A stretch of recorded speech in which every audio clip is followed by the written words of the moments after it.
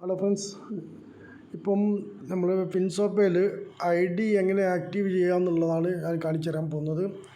ഇവിടെ നമ്മൾ ID number enter ചെയ്യാം. ID നമ്പർ എൻ്റർ ചെയ്തതിനു ശേഷം സബ്മിറ്റ് കൊടുക്കാം.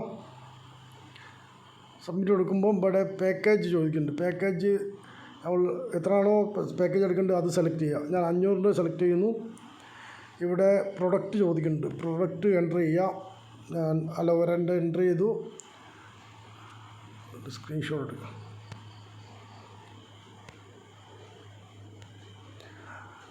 പിന്നെ ഇവിടെ നമ്മുടെ എം പിൻ കൊടുത്തു, സബ്മിറ്റ് കൊടുത്തു.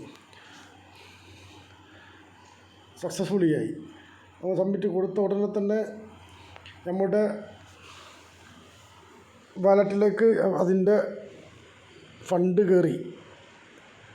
ഓരോ ലെവലുള്ള 20 ലെവലിലുള്ള ഇൻകം നമ്മളുടെ വാലറ്റിലേക്ക് വരും. എൻ്റെ ഡയറക്റ്റ് ആയതുകൊണ്ട്, എൻ്റെ ഡയറക്റ്റ് അല്ല, എൻ്റെ വൈഫിൻ്റെ മോളുടെ 2-3 ID ഉണ്ട്.